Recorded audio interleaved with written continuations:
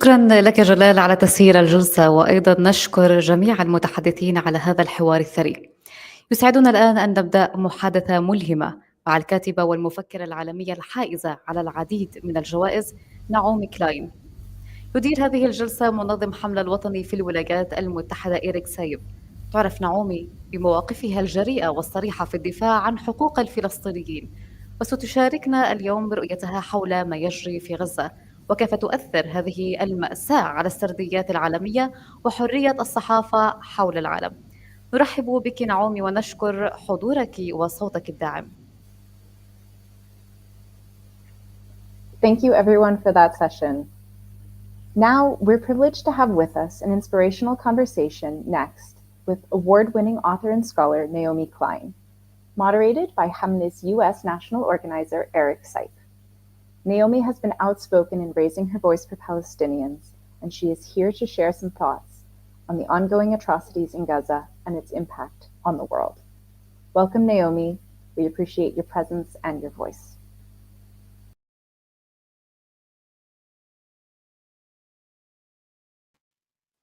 Good morning, Naomi. Thank you so much for taking the time to speak to us today at the Palestine Digital Activism Forum 2025.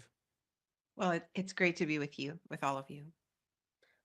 Thanks so much. So I guess we can just go ahead and jump into it. I was wondering, first, you do wear a lot of hats as a professor, as a filmmaker, and as a journalist. And I was wondering if the first question that I could ask you would be, from the perspective of a journalist, we're quite a ways into the most atrocious ongoing genocide in Palestine, and I was wondering if you could comment on how you see the role of Palestinian journalists on the ground in Gaza impacting the situation. Yeah, I think journalists in Gaza are the only reason we know the anything really about the reality of this genocide, and it is worth pausing over how unprecedented the informational terrain is on so many levels, but beginning with the siege, with Israel's siege on Gaza, and the fact that international journalists are not able to cover the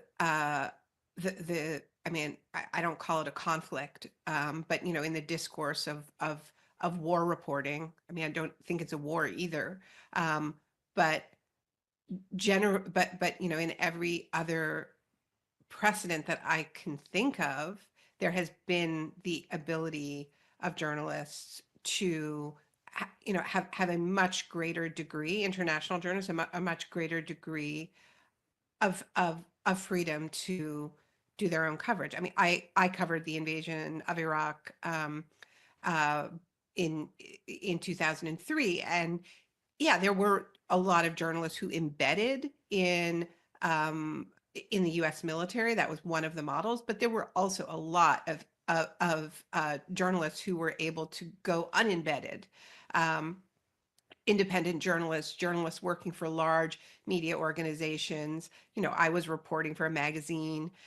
There were a ton of us in Iraq in that period able to do our own reporting without vetting it through the U.S. military.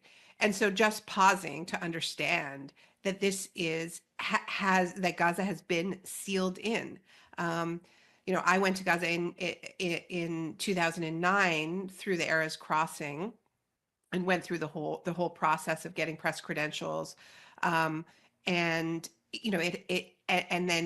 then spoke to many Israeli journalists who had never been, and that was just something that I didn't really understand at the time, the extent to which the Israeli press is not able to go into Gaza. So all of which is to say that the risks taken by journalists at outlets like Al Jazeera, and so many independent journalists who have been trained through groups like We Are Not Numbers, taking just the most extraordinary risks to get video, photography, and written posts out is the only reason we know.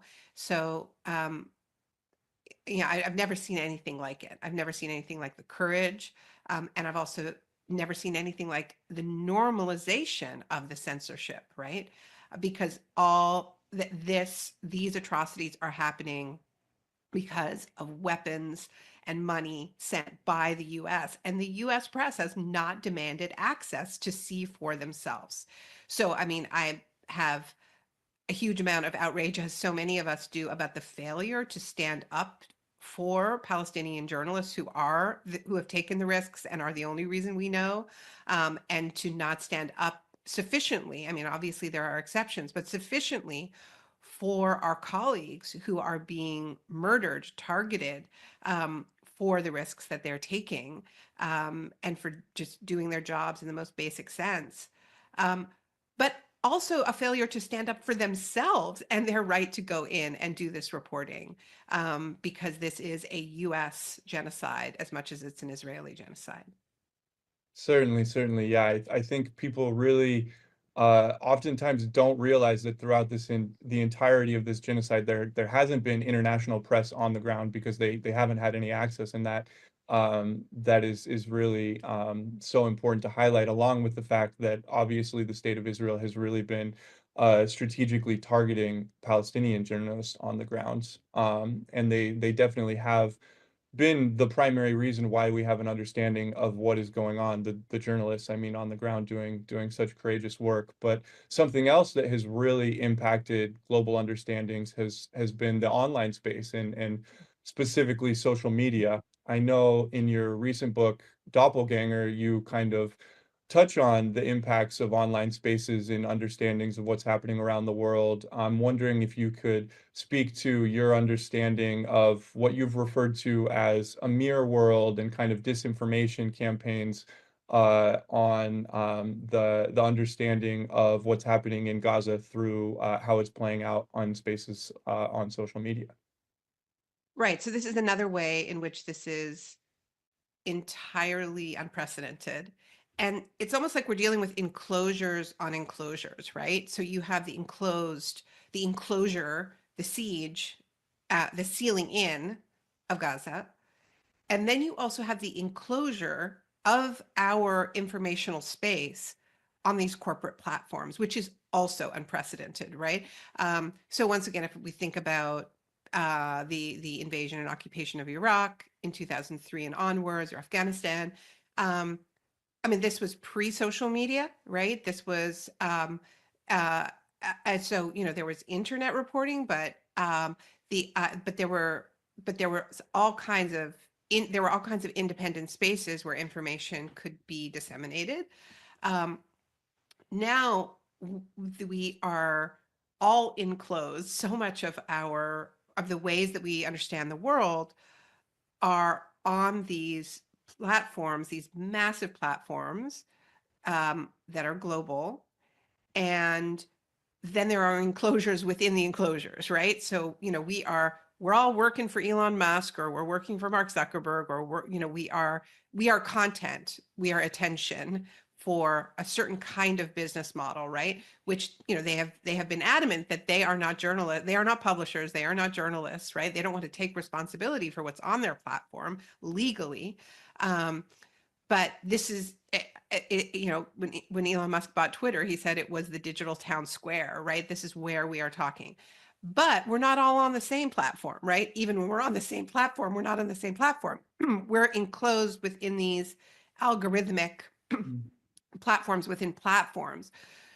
So we're all seeing different things. So one of the ways that I think it's sort of helpful to understand Gaza in this period is that it is so many things, right? It is a crime scene. It is a mass grave. It is a site of liberation. It is, in so many ways, a miracle. I mean, it is a site of endless atrocity, and it is also a soundstage, right?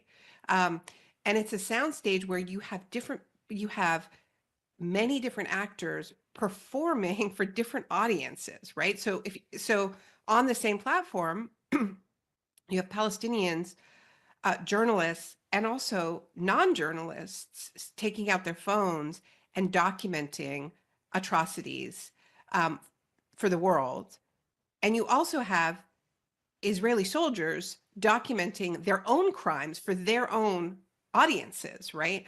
Who are consuming that documentation as a kind of an entertainment, as a a rallying of national spirit, right? So the strangeness of it is that the same crime can be documented for completely different reasons and from different perspectives, right? And we don't know what any of this means yet in terms of the documentation, right? Like whether it eventually, like like I think that the enormous risks and also even the enormous sacrifice that it takes to in a moment of deepest loss and sorrow to also be thinking about documentation, of knowing how necessary it is to document, right? Which is the last thing that anyone wants to do in that moment. And yet it is happening over and over and over again out of hope that that documentation will wake up the world, or if not in this moment, then it becomes evidence eventually for accountability, in some future where international humanitarian law matters, which is not our present, right? So I'm just acknowledging that we don't yet know what becomes of that. We know right now that it isn't doing the work that I think the people taking the risks want it to do. And the Palestinians who are taking the risk are doing it because every one of those images of maimed people should wake up the world, and it hasn't yet, right? But that's also because of the algorithmic bubbles that everybody is in. I teach university students and taught a course this semester that looked directly at the genocide.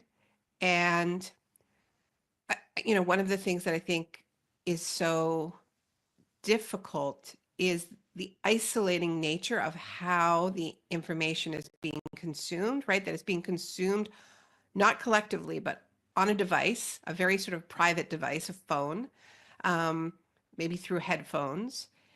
And you have no knowledge of, I have a student, for instance, who talked about being on a bus, a crowded bus full of people, and looking at the images of the worst things that this student had ever seen in their life, but knowing that everybody else on the bus was also looking at their phones and seeing completely different things, right? But that is almost incomprehensible. So there's also the isolation of feeling like, well, they must know and they must not care. And maybe some of them know and don't care, but many of them might just not know because their algorithm is serving them up more of what they have already seen, right? Like we are training our algorithms to give us more of what we have already seen. We also know that the algorithms are training us and are blocking and are suppressing. And so we're not seeing a lot of things that we might want to see, but if we are among the people who choose and click and say we do want to know about the genocide, then we're certainly seeing far more than the average person out there, right, who doesn't make those same choices. So I think there's just levels of there's bubbles within bubbles within bubbles, and sieges within sieges within sieges, enclosures. Just a maze of enclosures, I guess, is the way I would put it. Yeah, no, I think that you've really outlined it well, and the it of it being the problem. But I know you've also talked about this idea of an information commons, and there's so many things we could talk about, but we unfortunately just have a couple more minutes here. So as we move to a close of this conversation, I'm wondering if you could kind of give us an overview of what that might look like in terms of what a better future would look like for these spaces to be able to create healthier understandings, more honest understandings of what's happening around the world. Yeah, I mean, I think that there was a moment in the history of tech when some of these companies were unsure of what role they wanted to play, right? I mean, if we think about the Egyptian revolution in 2011 and all of these companies patting themselves on the back and talking about Twitter revolutions and Facebook revolutions. And they thought maybe they were going to be this liberatory force. That era has passed, right? The content moderators have been fired. The ethics boards have been fired. Everybody who's blowing the whistle on AI has been fired. So I think that, Frank, maybe there is still some role to try to appeal to fairness. But all of these companies, they are global. So they have shown in different national contexts their willingness to collaborate with authoritarian regimes, right? And I think that there were, like, once again, coming back to bubbles, right? Like, if we think about what a company like Facebook already has showed in its willingness to collaborate with Modi in India, or or Erdogan in Turkey. I mean, they have so much practice in censorship already, and so really, I think in North America and Europe were bubbles in and of themselves, where there was a little bit more freedom. But now I think that is disappearing, and I don't think we should be focusing so much on appealing to these companies to live up to some slogan from 20 years ago about how they weren't supposed to be evil. They're evil. And we need to be fighting for an information commons that is what the internet was supposed to be. We built these platforms with our labor. We worked for them for free for a really long time. And we have a right to have platforms that are accountable to their users. We might think of them, like, I think there's different models. It could be thought of more as like a user cooperative. It could be thought of more on the public broadcaster model. But we have to be fighting for a digital commons and not waiting for these companies who, I think, even the social media model itself isn't making enough money for them. It's stagnating. There's really no growth there. The growth is in, defense contracts and AI and weaponized AI. They're less and less interested in it. So maybe if they cede the space a little bit, there's toxify it enough, right? They're kind of driving people off of these platforms because they're so bad. That's an opportunity for us to really imagine together what a true information commons could look like. So, all of that said, we all know we can't just leave the platforms, right? And I think we all know that so long as Palestinian journalists are taking the enormous risks to document these atrocities, we have a responsibility to witness, to share that information. And it's the very, very least that we can do. So, I'm not suggesting we, throw our phones out and just disengage. That's not something that we can afford to do right now. But we also, I think, are all aware of this uncanniness that the same act of witnessing is simultaneously now an act of intense surveillance, and the share, the like, the comment that is the act of witnessing and sharing this vital information can also be the act that leads a student to be picked up by ICE in the middle of the night and face deportation because, genocide is the crime of crimes, but merely bearing witness to it is now also a crime in more and more countries. So that is a kind of an entrapment, an entanglement of witnessing and entrapment and surveillance that is also absolutely unprecedented, and we must disentangle it. Certainly. And there's so many things I would like to have the time to dig into with what you said there, but I think ending on fighting for an information commons is a great place to end it. So thank you so much for once again joining us for Pdaf 2025. Really, really appreciate it. Thank you. It's my pleasure.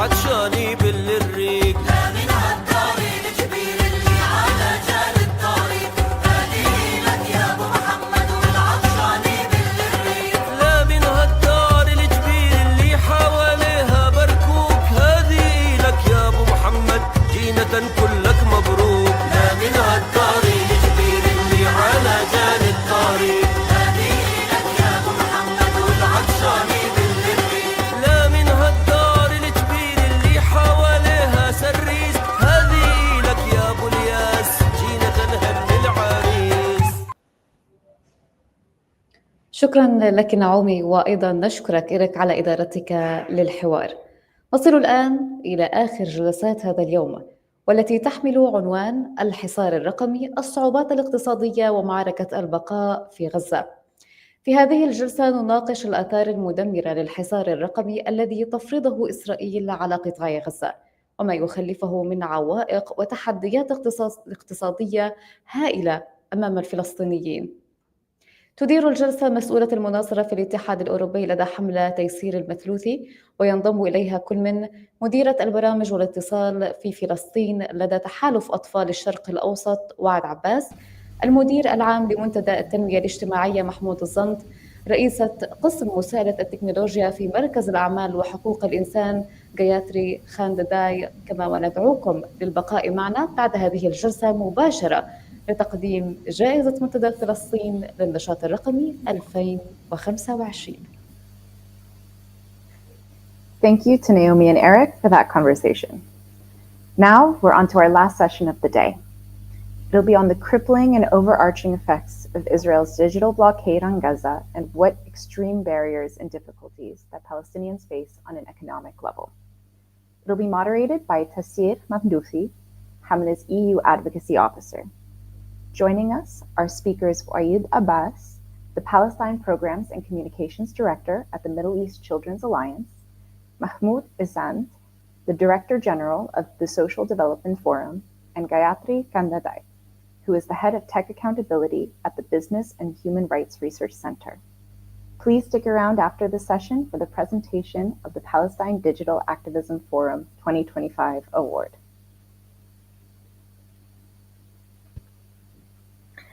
Thank you very much.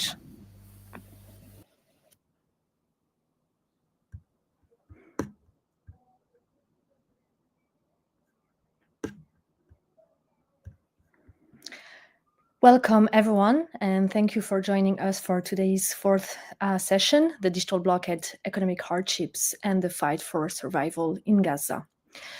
Before October 2023, Gaza's digital blockade already shocked economic opportunities and threatened the daily survival of millions.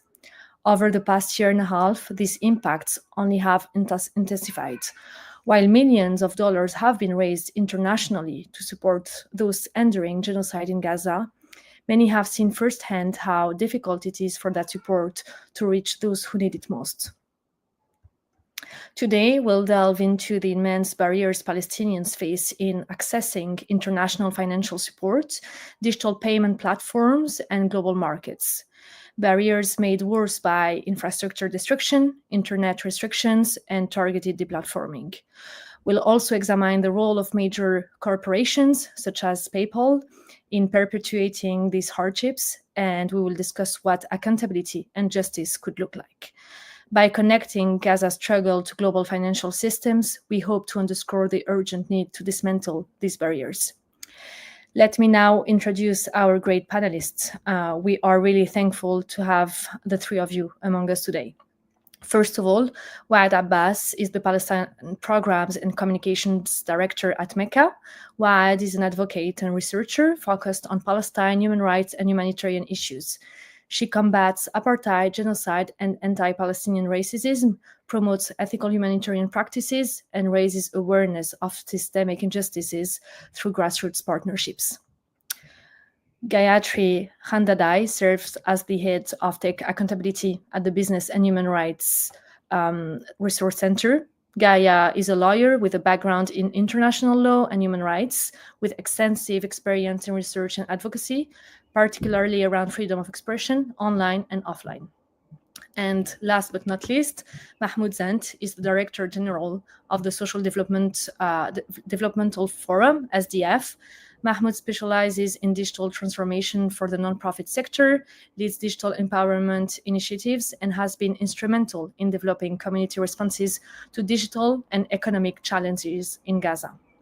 So let me first now start the conversation. And I would like to start today with Waad. Waad, could you please give us an overview of the current economic landscape in Gaza amid the genocide? Thank you so much, Tayseer, and for everyone being here to join on this conversation.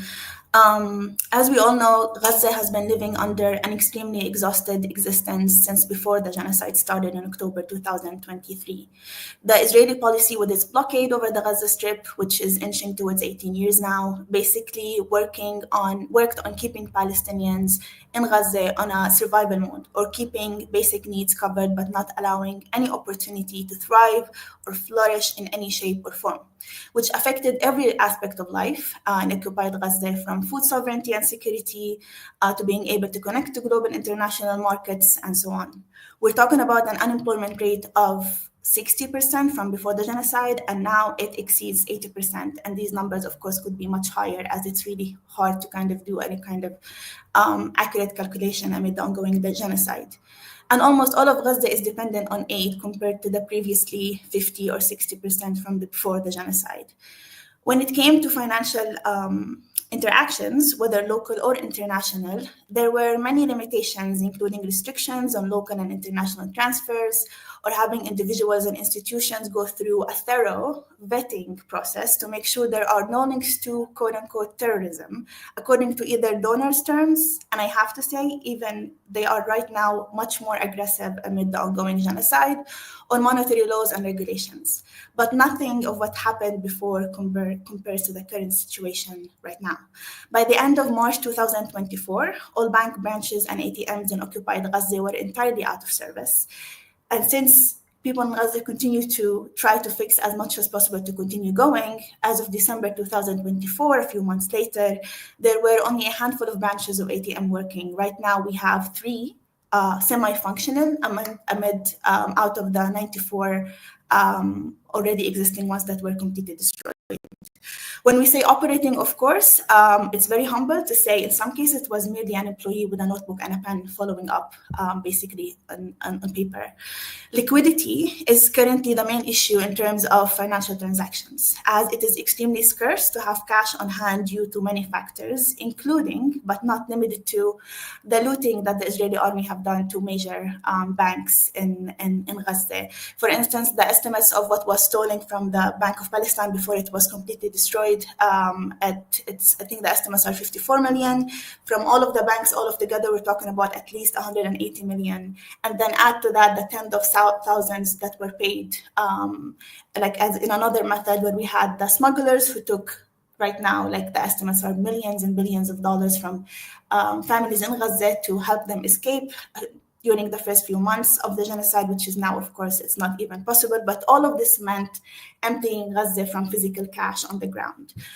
And there are many other methods as well that were happening amid the ongoing genocide. And on top of that, we have entities that could be referred to as, and I'm using black market for like lack of words, black market money exchangers who take extremely high amounts of interest per each cash withdrawal and transaction, where the interest rate would reach 30% per each withdrawal, which even like some families and some people, it's really small amounts originally. Like we're talking about 300 or 400 US dollars, and then you have at least 30% taken out of it. And you can, calculate that for bigger amounts when it comes to bigger institutions and organizations and so on. In some extreme cases, this percentage has reached 40%, but now the average is between 35% and 30%, even though it started at 10 or 12. And it keeps on increasing as long as the genocide is still ongoing. So all of us are working in beyond challenging circumstances and basically on survival mode. We weren't merely just facing these financial issues of getting cash and sometimes transferring money into Gaza. But we were also met with communications blackout that had some extreme cases towards the beginning of the genocide. It was towards the end of October and early November. They were the worst periods, but still there, until this very day, there are no stable communications inside of Gaza. As almost everyone who was speaking up on what's happening in Palestine, we, among others, were subjected to shadow bans and having some of our content online taken down. And this could be applied to everyone who was basically working on covering the genocide or working on responses to what was happening, whether it was online or on the ground. And I'll end it here. Thank you so much, Wad. You talked about unemployment rate, you talked about liquidity issues and how getting cash is very, very complicated right now. So to go further into our discussion, I wanted now to ask Mahmoud. So Wad talked about physical blockade. How is the digital blockade used as an extension of the physical blockades? And also if you could especially talk about the discrimination in digital services and how it impacts essential services, vulnerable groups, but also businesses. Okay, thank you Taysir and Wad for يعني good overall overview for the situation in Gaza Strip. Since October 2023, there is no service in Gaza Strip completely. Here we speak about the two line. The blockade, it's not just physical related, the borders or the guards and something like that. The practices or the operation for the occupation in Gaza Strip, including all any source of life for the people in Gaza Strip. Since October 2023, there are no basic service. The health sector, it's stopped. The economic sector, the private sector, and the local service provider cannot do anything without any sources. Here we speak about the financial sources and the movement and the digital solution or the communication. Without the communication, we don't have any startup companies. We don't have to access for any system for the health, for example, for the insurance, for the education. We speak about stop for all the levels of life in Gaza. For example, if we speak about the crisis for the humanitarian level, we are a local organization. We have a lot of intervention to support our people in Gaza Strip, but we work without any infrastructure. That means we don't have any quality, and our response in normal it's have faced a lot of challenges in the logistic level and in the reach for the communities. Already we work with them in the Gaza Strip. The situation in general, it's very difficult, and the blockade, it's two line, as I say or I mentioned.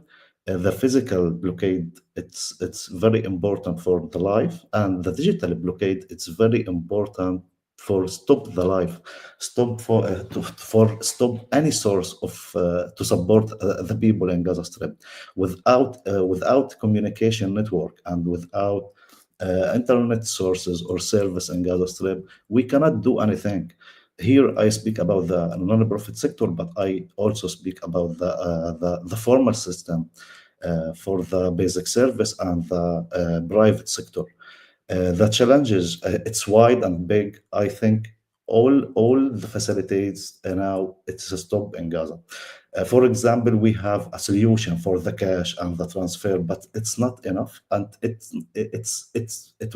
will be very basic without any real benefit or support for the people in Gaza.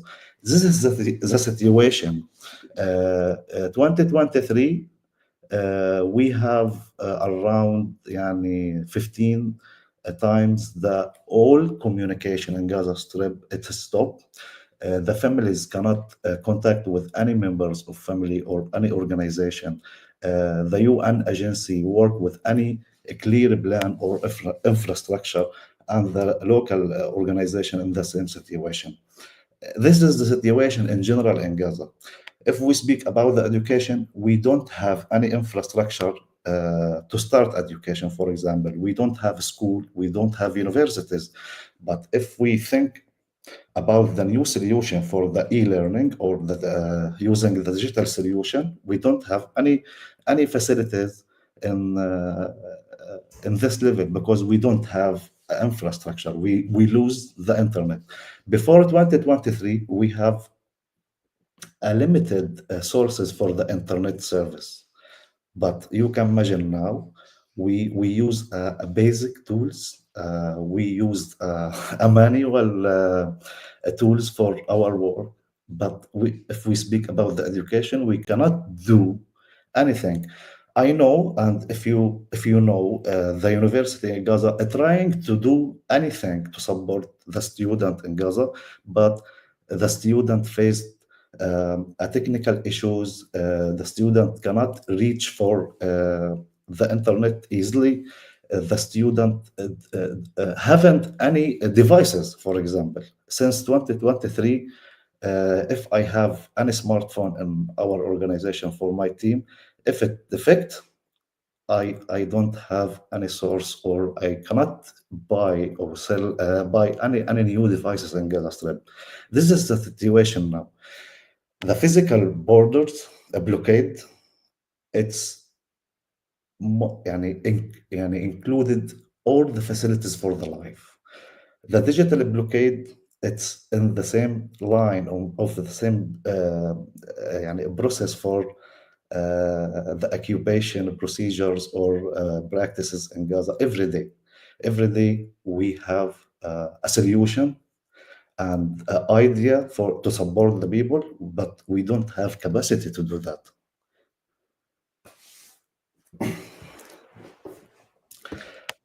Okay, thanks. Thank you very much, Mahmoud. And to continue in this line, so Gaia, we learned from Mahmoud now how the digital blockade functions in Gaza. So I wanted to ask you specifically, what's the role of tech companies in this digital blockade and how they are contributing to the issues Waad and Mahmoud just mentioned now?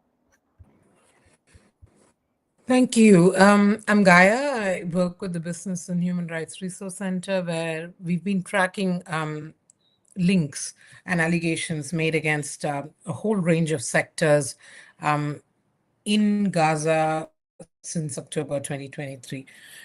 What has become extraordinarily clear to us over the last 2 years of monitoring is that tech companies have been in the spotlight in a range of allegations around human rights violations and humanitarian law violations.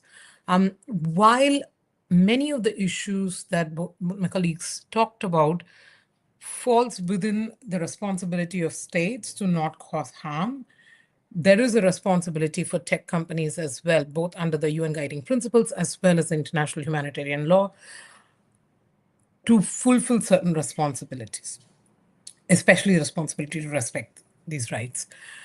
What we've consistently noted is that there's a range of issues that these companies are implicated in, ranging from censorship, provision of surveillance technologies, to essentially allegations around having active contracts with the state, which is implicated in allegations of genocide and a whole range of war crimes.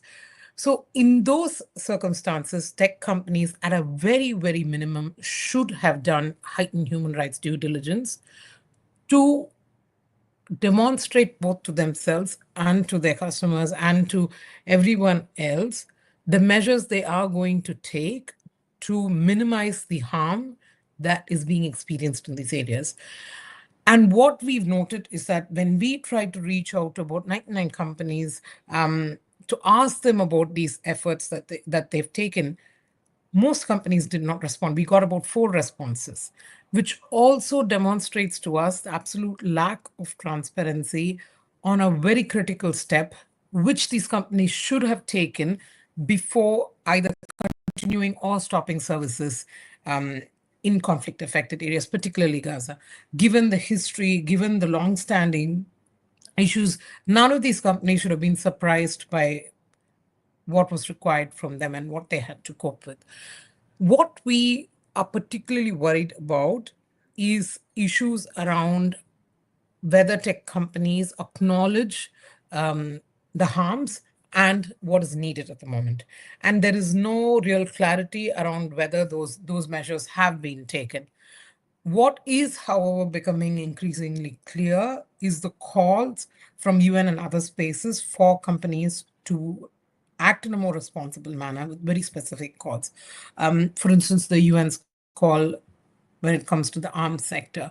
And we are seeing, for instance, in the previous panel, we talked, there was discussions around how within the UN and other spaces, there are conversations around how to really provide analysis on what the role of tech companies have been in this conflict and what needs to happen.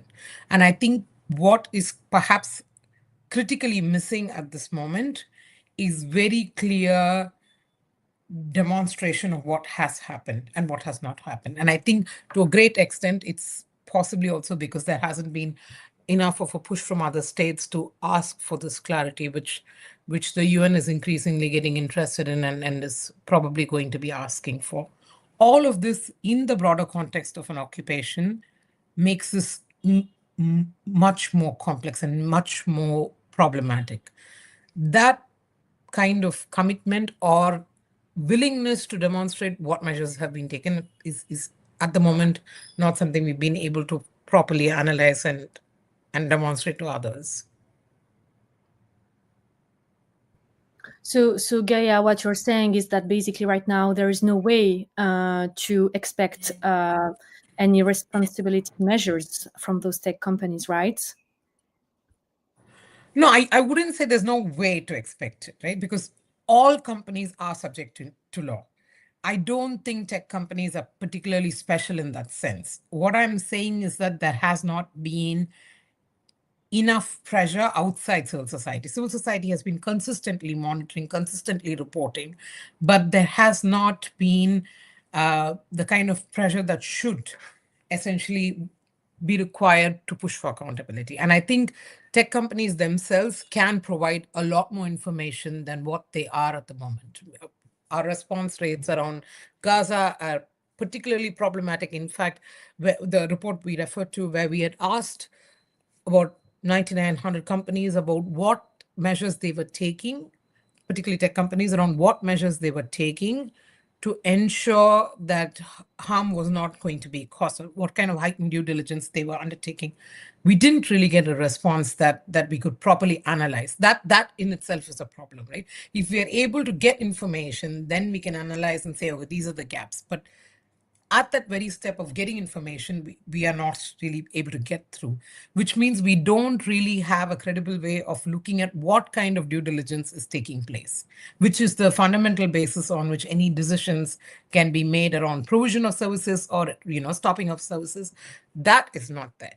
And I think that there are a few different ways of going about it, and I think everybody's trying what they can. But I think that there are encouraging examples where investors have stepped away from investments that they felt did not meet the standards they required. Also, instances that I refer to with the UN pressuring. I think what would be really needed is industry leadership for tech companies to demonstrate by themselves that these are the measures that they're taking, which I'm not at the moment in a position to tell you is happening. Thank you so much, Gaia. I think it's a very important conversation. I don't think we will have time to talk about all the investors' issues and how we could also hold investors accountable, but that's definitely a conversation that we also should have. So let's now talk about what also Gaia talked about, the pressure or the lack of pressure. And I wanted to ask Wad about it. Could you please reflect on the past 2 years specifically, but also on the past 30 years generally? And what's your specific analysis when it comes to the current aid mechanism? What's working, what's not? We're seeing right now that some aid will now enter the Gaza Strip because of some pressure. So what's your analysis around it, and what's the issues around the current framework of aid that we're using? And this is also a question for Mahmoud, because it's also about the challenges faced by the civil society sector in responding to the humanitarian crisis right now in the Gaza Strip. Thank you, Taysir. To be honest with you, I know this came up as we were discussing the panel, and I have to say that, kind of to say it, right off the bat, I don't have an answer. In a sense that this question in particular has been, and it's not just for me personally, but I would say it's to many of us in this field, whether humanitarian work, whether human rights, whether activists, we've all been asking ourselves, like, was what we've been doing for the last 30 years or so, has it been working or not? And I have to say it's something that, at least on a personal level and professional, is kind of linked at this point, has always been, it's been haunting a lot of us. And it comes from a place of a lot of anger, a lot of frustration, a lot of agony, a lot of heartbreak. I mean, we're still witnessing the live stream genocide of our people in Gaza in this kind of slow and fast pace at the same time. And then we see all of these very slow and very stingy actions and statements where we have these like celebrations, but at the end of the day, look at what's happening. Like, what are we even celebrating? I keep asking this to myself, what have we been doing? And, like, for instance, only last July, we had the ICJ rule that this military occupation is illegal after almost, it's almost 60 years old. And then suddenly, because of this, you have these unified, which are all welcome, by the way. And just to be clear, I'm not saying this in a sense where I'm casting blame on us, because the main culprit, it's quite clear. It's Israel and its allies who are abetting and weaponizing and arming and facilitating this ongoing genocide, not just in Gaza, but the rest of Palestine, in different methods and forms and shapes. We can name it whatever it is that we want in legal terms, but it still doesn't change the fact that it's a genocide campaign that's been happening since Nakba. And for instance, like right now, we have finally this unified position from humanitarian human rights organizations on like the militarization of aid, especially after, the stupid, idiotic Trump plan for the humanitarian response in occupied Gaza. And in my head, or ask any Palestinian, like, we know this is like the militarization of aid is not new, right? We've been working by force, of course, with these military figures that are controlling aid since decades ago. I mean, COGAT and CLA, they're not civil institutions. They are part of the Israeli Ministry of Defense, which is effectively the army. They have been controlling everything related to aid, to medical permits, whatever it is, you name it, to whatever gets in, gets out, etc. For decades now. And for me, it feels like we are seeing this tiny shift of tide shifting as we keep calling it and celebrating it. But when we measure it on the ground, it feels like, it's a drop in the ocean. And this, it's kind of similar to yesterday's aid. They let in 5 freaking trucks where we need at least 600, if not more. So I don't have an answer. I have a lot of anger and frustration. I wish things weren't this slow. I mean, right now we're seeing the UK government is trying to take some kind of action to pressure the Israeli government, but still it's absurd that we still have this room, they still have this room to kind of discuss and like give room for Israel to respond before we won't renew this current arms deal, but if you behave well, we might renew it. And I feel like even or when the genocide stops, and it will not last forever, it doesn't mean the other forms of violence will cease to exist. We still have the settler colonial project going on full force. We still have apartheid. We still have the military occupation. We still have all of these forms of oppression and discrimination happening. And I feel like whatever it is that we've been doing, and even though right now we're on survival mode, so it's extremely hard to do, but I feel like we need to kind of stop for a second and maybe think, is this kind of civil interaction with all of these international bodies and all of these figures, is it like, amid, we're talking about this different forms of violence, like, is it the way to go? Should because we've been, I feel I could go on this rant forever. I feel like everyone shares this frustration. So probably I'll just end it at, it's been frustrating for a lot of us to kind of share even spaces with policymakers, diplomats, and like government heads who literally have blood on their hands. And for us to continue going as if this is the way to go would be, I would say delusional. And I feel like we're at a crossroads where we need to do more. But again, I don't have answers. I just have a lot of anger and frustration, hoping for some kind of action to come out of it. Thank you. Thanks, Wad. I really think that your anger and frustration is highly shared by everyone. And yeah, I wanted to welcome Mahmoud as well to answer to that. Thank Wad مرة تانية. It's okay. We have now the fact say that we faced a challenge that the occupation has succeeded in normalization genocide. This is the fact after 1.5 years for the genocide since 2023. But that means we have a complicated situation, but we don't have any option. Just we have one option: continue for our roles and our support for our people in Gaza Strip and in Palestine in general. I think we have a chance to continue our work as a non-profit organization or sector, groups and initiatives to support the right for the people in Gaza Strip for the life. This is the main line for us. And more and more work to support our rights to access for food, to access for information, to have a freedom or facilities in Gaza Strip in general, and stop this war or genocide immediately.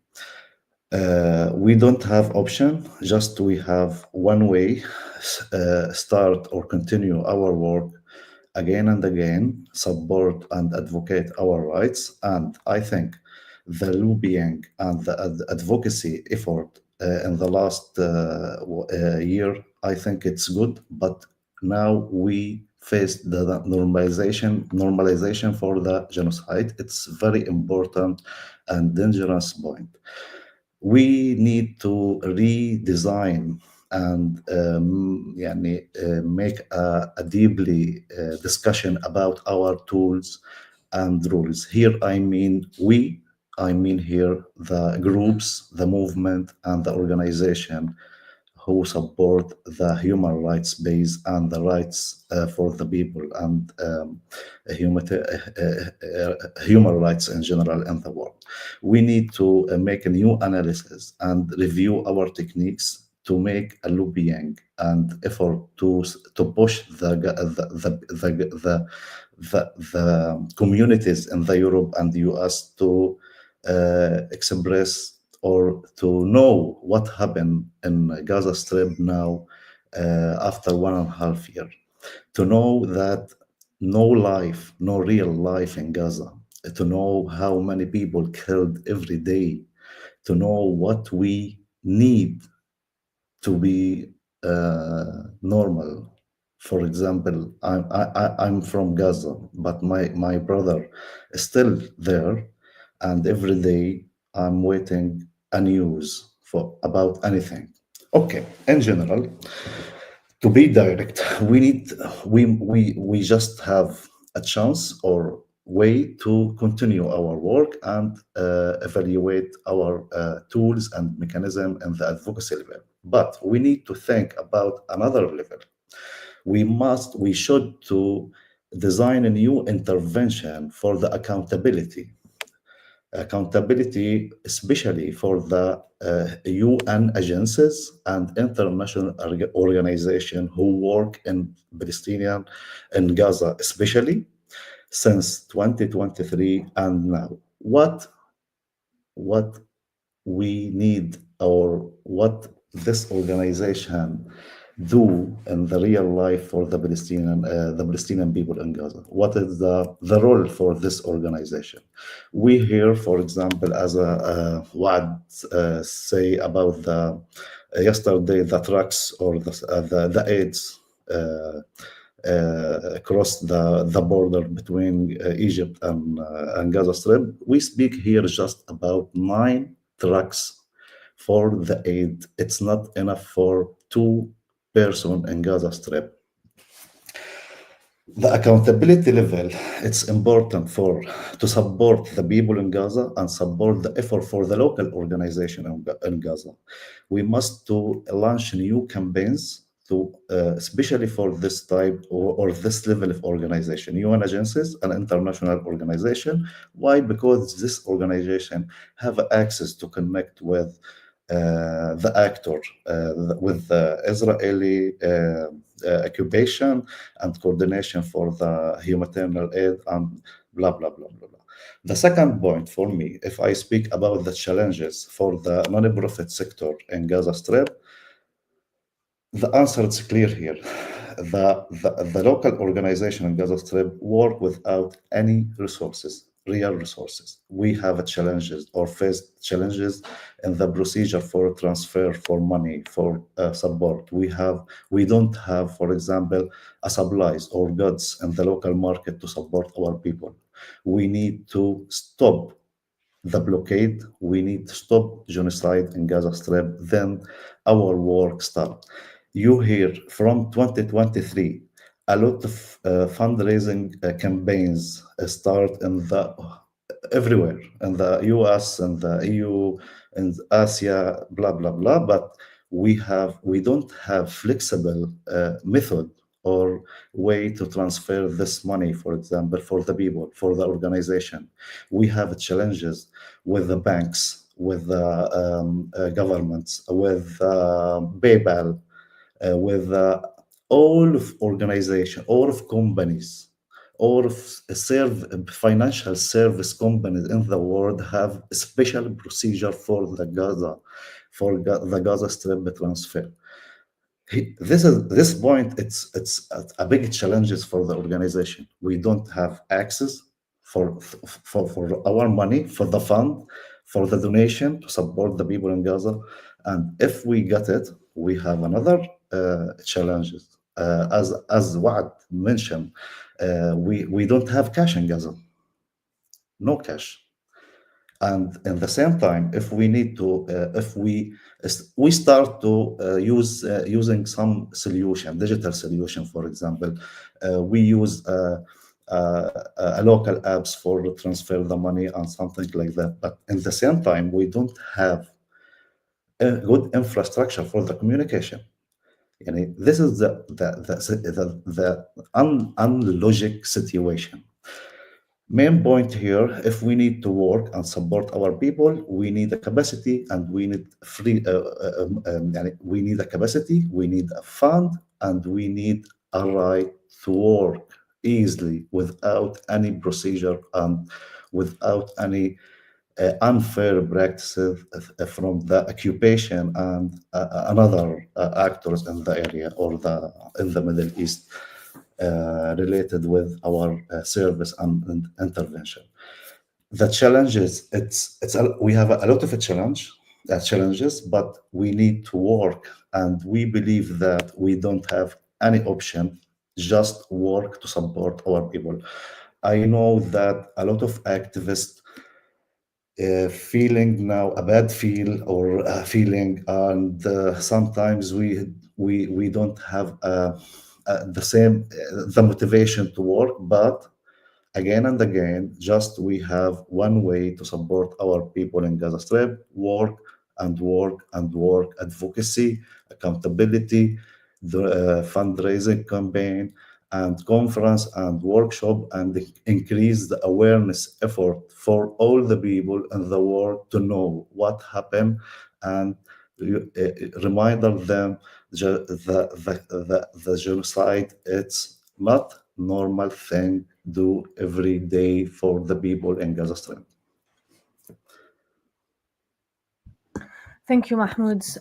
You mentioned it, but and I would like it to be our last question.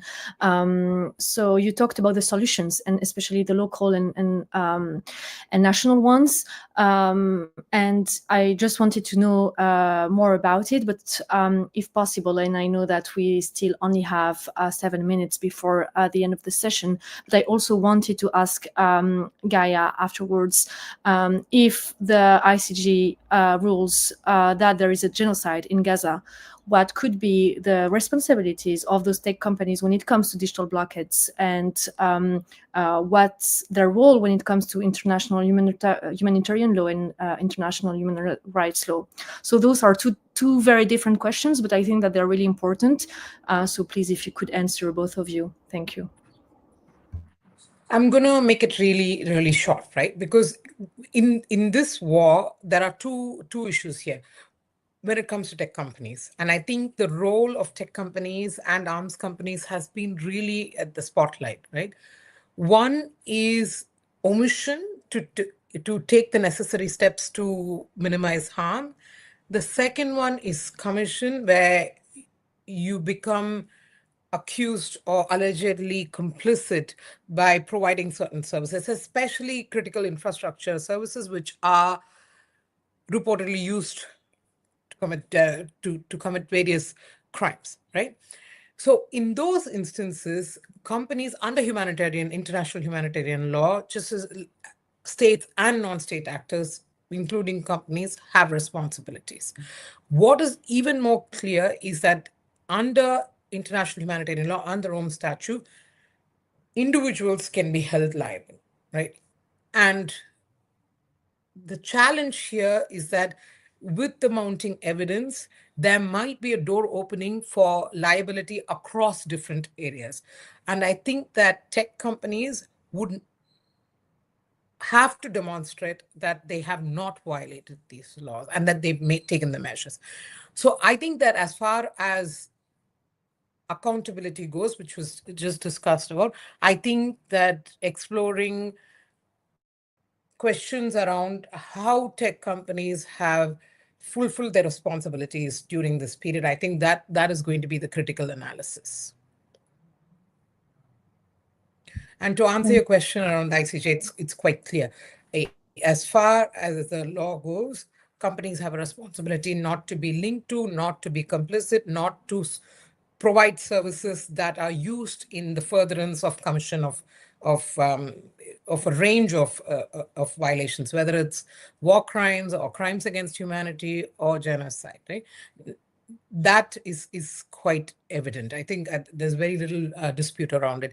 In fact, the law is quite clear that these companies should not be linked to and be profiting from the occupation. So I think the whole range of issues that are here are quite clear in terms of what are the responsibilities of companies. But I would say that all of these laws require these companies to do that assessment on what measures they have taken, how they have fared when it comes to fulfilling these responsibilities. And that I think that's the fundamental question that we need answers to.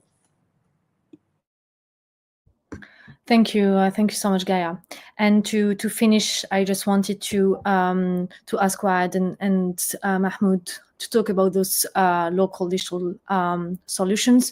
We only have 4 minutes, but yeah, this is a very important question to finish the conversation on something maybe a bit more hopeful than the whole conversation we had now. Thank you. I don't think I'll be able to manage in this short time to kind of cover everything. And I think from what I could gather also, there's a lot of parallels in the way we were been handling things on the ground with Mahmoud and the other local Palestinian organizations on the ground working.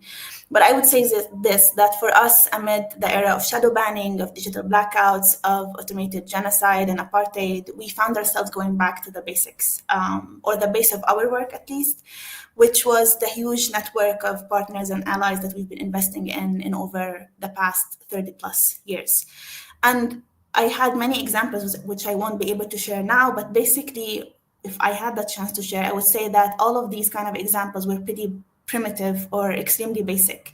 But this is where we found ourselves after months and months working during a monstrous genocide. And Mecca is basically a small, humble organization. So these are the things we were kind of able to do on the spot during what's happening. So Mecca is an organization. It stemmed from a solidarity movement that was created during the First Intifada. And based on that, our way of work has always been on strengthening relationships with individuals, movements, organizations, and whatnot on the ground in Palestine. And for Mecca to merely act as a vessel for whatever they decide is the need or goal at the time, with the hope, to finally reach a free Palestine where we're not even needed anymore. So in a sense, we felt because of all of the digital blackout and restrictions, we opted to go offline in a sense, one shape or form, which is kind of counter the purpose of this forum and this session. But we were forced to basically do things the good old-fashioned way. Well, nothing is good anymore, but the old-fashioned way. We had to literally reach out to people, person by person, email by email, phone call by phone call. When we're talking about, support and fundraising, our fundraising efforts did not stop 1 minute. And even with the shadow banning and whatnot, because of this huge network of people who were working for Palestine on the ground, we were still able to, we were never stopped. We never stopped for a day. The fundraising never stopped. Being able to share about what's happening on the ground also did not stop, despite all of these restrictions that were happening. And I'm not saying this as if, we were coming up with solutions, but we were not. All of these were kind of small wins here and there. But as Mahmoud has said, we couldn't stop. We had to keep going. So we took these small wins. Our team on the ground has took these small wins, and this has kept us going. When it came to issues like, for instance, the cash liquidity, we did our best not to use cash. We relied on bank transfers and wire transfers and whatever financial applications were out there. They are still very limited. I have to say there's so much work that needs to be done on that. And maybe this is a call for local and international banking systems to do better than make lives harder for people who are, because a lot of people in Gaza right now are relying on these applications. Even with the blackout, even with the lack of proper communications, they always manage to find a freaking way to do things. And I think these institutions who are benefiting from everything that's happening, at least make it a little bit easier for people on the ground to actually get access to whatever these services that they need. So we opted to do more of wire transfers and whatnot. And I have to say that we were still faced with, sometimes it didn't work. But again, going back to the basics of the networks on the ground, if we couldn't get the wire transfer, a partner will. If one bank account closed, another one will use their bank account. It never stopped. We kept relying on each other on these kind of small steps until the very end to be able to get the job done. I could give many examples, which I won't have the time for, but this is just to say, mirroring Mahmoud, basically that it's small actions, but it meant the world to us to be able to at least get to do that. And we'll always be kind of not doing enough until this genocide is finally over. Sorry for taking too much time. Thank you so much, Wad, and please, Mahmoud.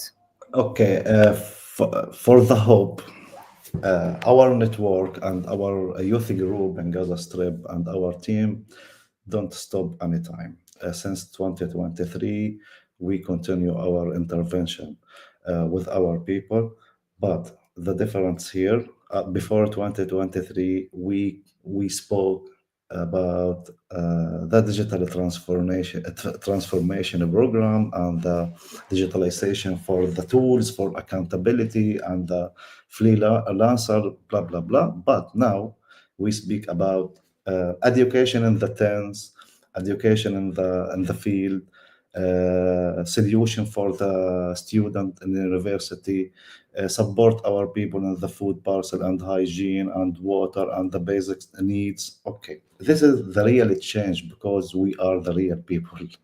When I speak about any organization, I speak about organization or group of people to support the real need for the people in the community. This is our mission. This is our line. But if we speak about the solution, every day we think about the solution. But for the specific example, for the applications for the for the cash level, all people now, and banks and local organization and local shops and stores use the bank's application and the electronic wallet. But the challenge is here, we don't have stable internet service. We don't have a lot of areas in Gaza Strip don't have access for the phones, and normally we don't have the internet. As I say in the first, the university start the virtual programs to support the student, but at the same time we don't infrastructure, we don't devices, and we don't enough internet service and spaces for the student. And for the priority, if I speak about the priority, if the student in Gaza and the university, the priority for any student now, the food and the water, then I can speak about the device and laptop and the subscribe for the internet. This is the one cycle. I cannot speak about the solution without any link between needs for the people. I cannot speak about the gender, for example, and recreational activity without food. If I have a children without food, I cannot do anything to support them in the education and the recreational and this is one cycle. And for the local organization level, we have challenges, but we have a way and trying every day to make or find a new solution for the transfer. Some banks, as I would say, if the bank closed the account, we search for a new one. But here in the way or between this and this, we have another difficult way. If I have a fund from US and I cannot receive it, maybe I need to coordinate with a private company to receive it, then send to me again and take a commission or interest. It's very high. This way it's complicated and take long time and take a lot of financial sources for any organization or a group. For example, in the work level for the organization, we now as an organization have a hybrid structure or way. We have WhatsApp group, for example. We have teams. We have local network mobile to connect with our team. We have 3 offices. After 2023, just we have 1, but now we pay for the office 1, now 3. We have a lot of tools, because if we don't have access for normal internet, we use eSIM. This is the complicated and difficult way to continue our work, but it's just in the real life, it's a solution. If we speak about, I'm very sorry, we are out of time, but it's a very important and interesting. yes, in general, in the final, we continue and we do a lot of things. We and another organization and the group, and maybe later we can share a material about a success story from Gaza for the youth and network and initiatives. Do a lot of things to support our people in Gaza. Thank you. Thank you so much, and please do share all the resources that you have.